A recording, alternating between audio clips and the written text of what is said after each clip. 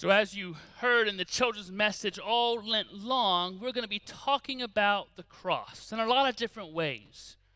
What it means, why Jesus had to die, and how that affects our salvation, what it tells us about the character and nature of God.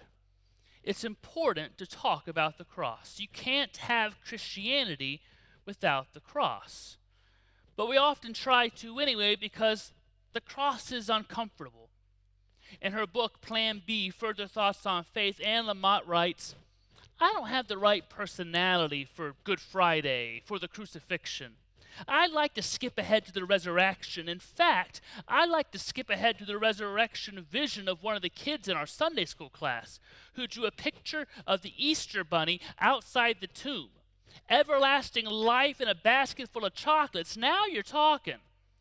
Sometimes we don't like the cross. It seems too sad. It seems like defeat. We want the parties. If you ever notice, if you ever watch TV, Joel Osteen's church has a giant globe in it instead of a cross. There are no crosses in that church. And when asked about it, he said, well, I like to preach the gospel glad, not the gospel sad. The cross is too sad. We want the celebration. So Peter Gomes, a well-known scholar and chaplain, says that we ignore the passion, savoring the suffering for the faithful few, those moral masochists who will come to church on Maundy, Thursday, and Good Friday. And then he goes on to say that many churches do Palm Sunday without even a nod to the Passion story, so that Palm Sunday becomes a dress rehearsal for Easter. It's one party and then another party, because we like the celebration. My favorite preacher, Craig Fraddick, describes a big California megachurch that told the architect of their new building, we don't want any crosses, either outside or inside. None. We don't want anyone to think weakness or failure. But then Fred Craddock says, sooner or later, somebody is going to say to you, well, then what happened to Jesus? And when you tell them the truth, that he came to the city as a 33-year-old young idealist and stirred the city, and the city turned on him, and just like that, put him on trial and executed him, some people are going to back away. Because we set the cross up to be failure and sadness and weakness, and a thing we only bring out once a year, but we don't want to talk about it. We'll go from party to party. So why did he have to die, though? Jesus tells his disciples halfway through Mark's gospel, chapter 8, the halfway point of the gospel, that he must go to Jerusalem and suffer and die. He knows it. And we'll talk in the next several weeks more about why this happened, but why did he have to die on a cross? It seems simple enough. He had to die on a cross because that is the way that Romans executed those that they regarded as a threat to their power, whether they were or not in reality. Power often claims to feel threatened as an excuse to further consolidate power. They can say, hey, we feel threatened, they provoked this. We can hang them high so that all can see what happens when you challenge the power of Rome. That's how power often operates. But that answer isn't sufficient for us to understand why he had to die on a cross. I think he died on a cross to reveal the very heart of God. The cross is where God's life crosses our life to create life otherwise unimaginable. Better life, abundant life, peaceful life. Jesus tells his disciples he must suffer and must die. And then he tells us that if any want to be his disciples, they and we must deny ourselves, take up our cross, and follow him. Maybe you've heard that before. Take up your cross. What does it mean to take up your cross? Are we supposed to wear the sticker every day? Wear it as a fashion statement around our neck? Carry one around with us? Does it mean maybe we too will die on a cross? A likely possibility for those that followed him then, but I think it's so much bigger than that. I think to take up your cross is an invitation to live a cruciform life. In other words, to pattern your life, how you see the world, how you act, how you speak on the cross of Christ. Does anyone here do any cross-stitch, knitting, shawling? That's a thing, right? Shawling. What's that called? Why am I forgetting the word for shawling? Crocheting. I don't think of words sometimes. Sometimes you use a pattern for those, right? And you follow the pattern. Now, if you skip off the pattern, you can do it, but it may not look like it's supposed to. It's like when I try to put something together without the instructions, I'm left with a handful of screws and nuts and bolts, and I wonder, this is probably a bad thing. You want to follow the pattern. For God, the pattern that we're supposed to pattern our lives is the life of Jesus and his cross. Did you know the pattern of our sanctuary is cruciform? Like many great churches and cathedrals of the Middle Ages, when the transepts were added, our sanctuary became cruciform in the pattern of a cross, laid out as a cross. Our lives are in the pattern of the cross when we take up Christ's way of loving and living, which is doing justice and loving kindness and walking humbly with God, even to the point of suffering yourself, denying yourself. The cruciform life is de-escalating aggressive, saber-rattling rhetoric and actions, like when Jesus told Peter, put away your sword, chillax a bit. It's loving and forgiving friends and enemies as Jesus did when he asked God to forgive those who crucified and mocked him, saying, forgive them. They know not what they do. To take up Christ's way of living and loving involves speaking truth to power, even at great risk to yourself, as Jesus told Pilate, well, what is truth? I am a king, but my kingdom is not of this world. And he was killed for it. And it's loving one another by giving ourselves for one another, as Jesus does in this meal we will soon share together. That's how God loves. That's what it means to take up your cross. The love of God is cruciform. To take up your cross is to lead a cruciform life. To take up our cross together means we will be a cruciform church and more than just architecture. We will make the cross of Christ the lens through which we understand the world. It's the filter through which we view and consider our political choices, our economic philosophies, our social actions, how we act, how we speak. We will build our lives, not just the life of the church, upon what the cross reveals about the character and nature of God and the Christian life. The cross reveals that Christian theology and belief and practice are not so much about conquering, converting, and growing, as about giving, serving, and loving.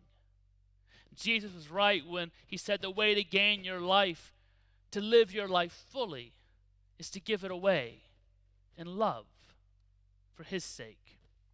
You see, the authenticity of any church is measured not in what it does for itself, but in what it does for others. It is the nature of the church to give its life to those who need it. It does not take in wealth to keep it, but to give it. Its life is preserved through giving. The one who seeks to save his life will lose it, but he who loses his life for my sake will save it. The life of the church is guaranteed as it empties itself in the world and pours itself out where it is needed. The church must pour out its strength among the weak, its wealth among the poor, its gospel among the estranged, its joy among the sad. We must pour it out, pour all of it out of ourselves, for to keep it is to lose it, to share it is to renew it. Deny yourself, take up your cross, and follow me. That's Christ's call to the Cruciform Church. We must take up our cross because the cross proclaims God's love is with us and for us in all circumstances. We take up our cross as a reminder, as a promise, as a proclamation to the world that there is no place far enough, no power strong enough, no sin great enough to keep God's love from us. So in the middle of the violence that this world still dispenses, the violence of crime, of ravaging disease, of terrible, unjust, and inhumane war, we need to remember That if God can transform a cross meant to terrorize, intimidate, and destroy, and turn it into the hope of salvation and the revelation and reminder of divine love, then God can ultimately and finally transform swords into plowshares and spears into pruning hooks and the pain and political poison of this world into the peace and prosperity of God. And we need to take up that promise that God does not leave us or forsake us. God is with us and for us. When we hurt, God holds us and hurts too. Fred Craddock talks about the most common human occurrence. A child falls down and skins a knee or an elbow, or if it's the case of my son Gilby, he'll fall and smash his head against something. Somehow my kids always seem to get goosebumps on their head. So the kid runs to the mother and picks up the child and says, in the oldest myth of the world, let me kiss it and make it well. And she picks up the child, kisses the skin place with a goosebump, holds the child in her lap, and all is well. Now, did her kiss make it well? No. Yes. But it was that 10 minutes in her lap, just to sit in the lap of love and see the mother crying. Mother, why are you crying? I'm the one who hurt my elbow. I'm the one who bumped my head. Because you hurt, says the mother, I hurt. And that does more for the child than all the bandages and medicine in the world, just sitting in her lap. What is the cross? Craddock asks. Can I say it this way? Is to sit for a few moments in the lap of God who hurts because you hurt. That's the love of the crucified God, who hurts and holds you, is present with you on your worst day and every day. The Cruciform Church takes up the cross and hurts when neighbors hurt. And our neighbors are hurting in Ukraine, in Russia, in Afghanistan, and refugees who have just landed on our shores desperate to get here, the homeless and the hungry in Harrisburg, the lonely and forgotten. Our world is at war with weapons and words, laws and litigation. We live in a warring, suffering, unjust world, and it is in this world and by this world that Jesus is crucified. But the cross is not a symbol to explain inexplicable suffering. We do not need Jesus to explain or contain our rage when faced with the painful injustices of the world like this war in Ukraine. And it is natural and right to feel that rage and that anger when you see kids huddled in a subway clinging on to their stuffed animals, or put on a train and their hand is on the window desperate to get to mom and dad again, but they put them on the train to safety. When you see people carrying their children and bombs are exploding around them, they have to turn back and go into a siege city. When you see hospitals bombed, it is natural and it is right to feel angry and to feel hurt and to feel scared. But ultimately, an explanation isn't needed. It doesn't actually do anything. Love, not an explanation, is required when we are faced by the tragedies of life. And our task, made possible as well as demanded by the crucified Christ, is not to turn away when faced by the suffering of others, who are often sometimes made all the more alien and frightening by their suffering. Ours is not to turn away for our own comfort and say, I'd rather just not see. I don't want to feel that anger. I don't want to feel that pain. I don't want to feel that hurt. Rather, our task is to be present to one another and hurt when they hurt. And ask the question, how can I help? To take up our cross means to daily ask with mercy, with justice, and with humility, how can I help? Because currently we are witnessing the ravages and devastation of the war in Ukraine. Over 1 million, about 1.5 million refugees have fled the country, and many more are left in the country in need of relief as they shelter in place or try to defend their country as they're trapped and surrounded and there's no safe corridors of exit. Many of you have witnessed the horrors of war in person. And some, like our children and youth, they're witnessing the horrors of war for the first time on TV and social media. And many of you have asked, how can we help? What can we do? And sometimes our instinct is to want to act with the rage, that anger that we feel, to call 10,000 angels down, to call airstrikes down by vengeance. And that is understandable. I feel it. And sometimes that may even seem and be necessary. When you see what seems so unjust and so unfair and so hurtful and destroying. But ultimately, that's not what Jesus asks us to do, commands us to do when he says, take up your cross and follow me. Keep loving. Keep being present. Keep doing the next right thing. And I know that can seem foolish in the wake of all this evil and all this pain, to love and to be present and to do the next right thing. It can seem naive and it can seem foolish. But Paul writes, what seems foolish to the world is the wisdom of God. And how Christ did when he was faced with all of this injustice, all this pain, all the unfair suffering. He lived the cruciform way. And that's what we're called. And we can do this together as Christ's Cruciform Church at Derry. And to that end, the session has approved matching your gifts of up to $25,000 to provide aid to those affected by the war in Ukraine. Funds given and matched will be split between two organizations providing important relief to Ukraine.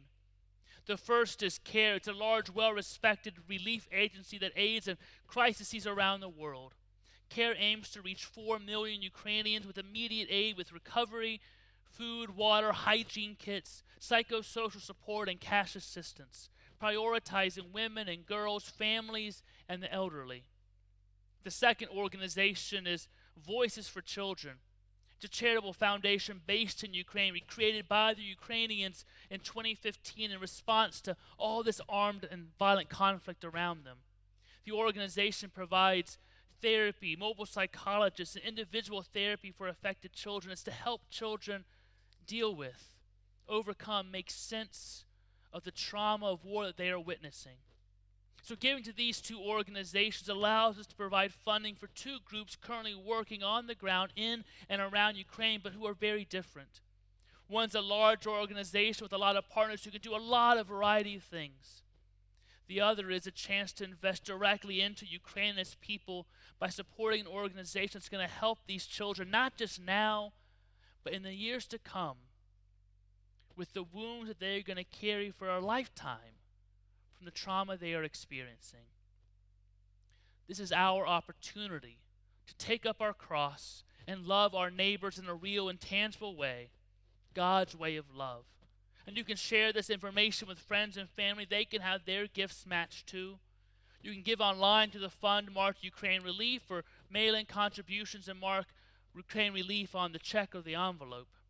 Because the reality is our brothers and our sisters, our neighbors, men, women, and children are hurting. They're scared and in desperate need. And we hear the voice of Jesus say, if you want to be my disciple, deny yourself. Maybe deny those base instincts. Deny that extra cup of coffee. Deny that extra privilege, that extra comfort, and take up your cross. Love the way I love, by serving and by giving, and follow me. And the reality is, Jesus always leads us to the place where he is needed the most. If you ever wonder where to find God, you go to the broken places. It's undeniable right now that Jesus is intimately present in Ukraine and all the surrounding regions. And that's what we're called to follow where there's pain and fear and death. To be a cruciform church, pattern on the way God loves and lives, we're asked to take up our cross and take up each other's well-being as our own, to take up our neighbor's pain, to take up our neighbor's fear, to take up our neighbor's suffering, their hunger and their thirst, their burdens and their brokenness, and make them our own and say, I will not turn away. I will be present with you. Because when you hurt, I hurt. So I will be here until the hurting stops. That's what God says to us on the cross. And to take that up means we tell it to everyone, regardless of where they live, their religion, the color of their skin, who they love, regardless of anything. We are there with them and for them. I saw a comic strip several years ago. Comics have a power to kind of stick in your head. They're short, they're poignant. It's a comic strip called BC. In it, there are two cavemen sitting on a cliff looking up at the night sky. And one says to the other, I wish sometimes I could just ask God, why does God allow all these bad things to happen? And the other one says, well, why don't you? And the first says, because I'm afraid God would ask me the same question. We live in a war-torn world filled with death and destruction, suffering and sadness, hunger and homelessness. And the reality is there are dictators and liars, cheaters and swindlers. There are irresponsible and greedy corporations and people. There are unjust laws. There are repressive regimes. There are men and women who choose daily their own comfort, who choose daily poor words, mean words, false words. There are people who choose prejudice and hatred every day. There are those things in our world, but there is also you, Derry Church, a cruciform church, a church that takes up the cause of boys and girls in Pakistan who need scholarships to go to school, a church that takes up the plight of the homeless in Nicaragua and Dominican and builds them a house, a church that takes up the medical needs of the and underinsured by supporting health clinics so they get the health care they need. A church that takes up the plight of refugees from Afghanistan and the Ukraine, that takes up the pain of an invaded country and asks the simple question, how can we help? And then you give. You always give. Whether it's war or hurricanes or homelessness or education, that is what I love about this church, this cross-centered, cross-focused, cross-taking up church. When there is pain, where there is need, you are always there. And that's what it means to take up your cross, to love our neighbors by taking up their pain, their burdens, and their problems, and giving ourselves, our lives, our resources, our voice, our power for their well-being. Jesus gave of himself for us on the cross, and we can remember his way of loving and living at this table and through this meal. And he invites you once more to share in him and his love and in his grace and his life and in his death by taking part. So take up your cross and come to the table where Jesus is given for us so we might once more give to one another in love and grace. To take up love and carry that with us to wherever the broken places are.